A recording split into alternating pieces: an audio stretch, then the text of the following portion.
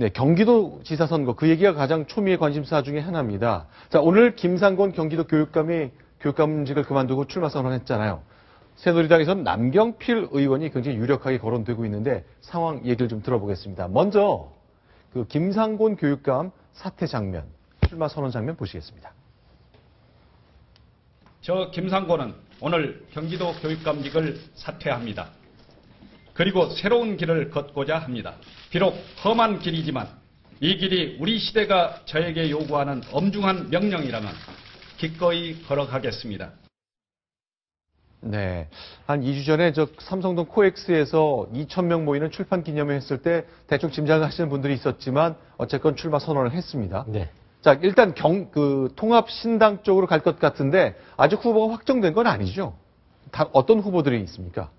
일단은 민주당의 네. 김진표 원혜영 의원이 또 경기도지사 출마 선언을 한 상태고요. 네. 그리고 김창호 전 국정홍보처장도 경기도지사 출마를 하겠다고 이제 민주당에서 밝힌 상태입니다. 네, 경선해야 되겠네요, 그러면. 경선을 해야 되고요. 네. 아무래도 근데 이제 경선 룰을 어떻게 해야 될 것인가 이게 관심사고요. 김상곤 교육감도 당의 결정에 따르겠다 이렇게 네. 얘기를 했습니다. 근데 김상곤 교육감은 은근히 네. 어떤 통합신당의 그런 후보로 추대해줬으면 하는 그런 미련을 가지고 있는 것 같아요. 그 네. 말을 자세히 보면. 내심 바라지 않을까 했지만 당의 네. 결정을 따르겠다고 네. 한 만큼 네. 경선도 할 수 있다 이렇게 네. 말한 것으로 보입니다.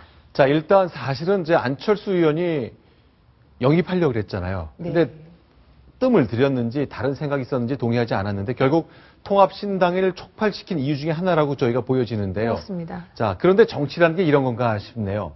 자, 저희가 좀 몇 분의 말씀을 좀 준비했는데 한번 보겠습니다. 오늘 경쟁을 같이 치러야 될 김진표 전 경제부총리, 민주당 의원인데 환영했군요. 네, 그렇습니다.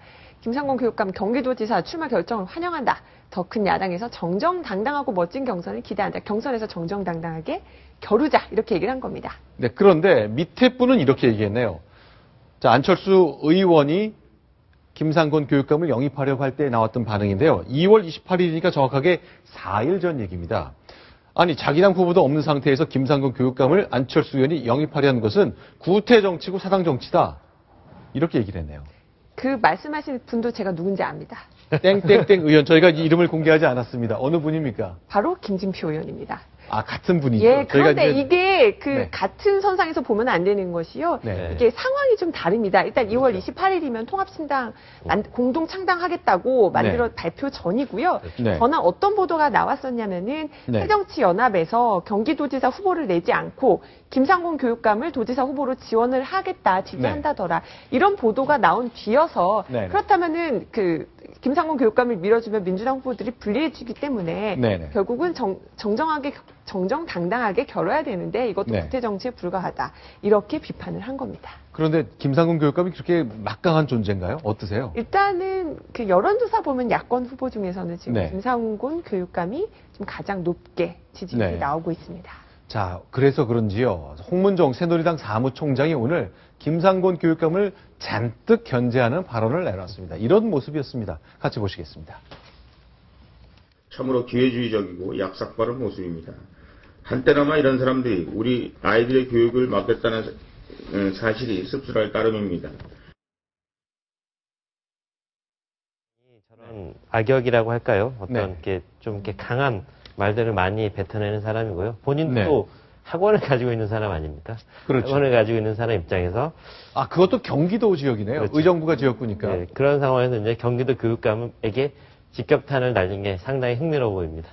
자, 일단 경기도 지사를 놓고 가상 대결을 벌이는데 일단 민주당에서는 김진표 의원, 원혜영 의원 등이 출마를 선언한 상태고 새누리당도 남경필 의원 아직 출마 선언이 곧 할 걸로 예상이 됩니다만 혼자는 아닌데 네. 가장 유력한 분들인가 보죠? 원유철, 정병규 의원 등이 있는데 네. 그동안 이제 가상 대결에서 네. 그다지 이제 경쟁력 있는 수치들을 내놓지 못한 상황에서 네. 계속 새누리당 지도부가 친박계의 어떤 목소리를 담아서 남경필 의원에게 지속적으로 출마해라 이런 그런 요구들을 해왔었죠. 남경필 의원으로서도 원내대표가 목표였는데 지금 현재 5선인 상황인데 선수를 늘리는 것은 별 의미가 없어 보이고요. 네. 지금 상태에서 나는 원내대표를 하기 위해서 경기도지사 네. 안 나간다 이럴 경우에 원내대표 되겠습니까? 네. 그렇기 때문에 이런저런 이유로 남경필 의원 내일 출마 결심하는 것 같습니다. 네. 자, 남경필 의원과 김상곤 경기도 교육감 여러 가지 인생 역종이 많이 달랐고 그렇기 때문에 굉장히 대비되는 인물들인데 진보적인 교수 출신 교육감 그리고 그 아버지의 지역구를 이어받아서 벌써 5선의 고지에 오른 남경필 의원 과연 어떤 결과가 있을지 아마 저희가 좋은 기회를 통해서 두 분의 과거 이력 등등을 상세하게 짚어보는 시간을 꼭 한번 마련해 보도록 하겠습니다. 자, 6월 4일 지방선거 오늘 딱 3월 4일이니까 석 달 남았잖아요.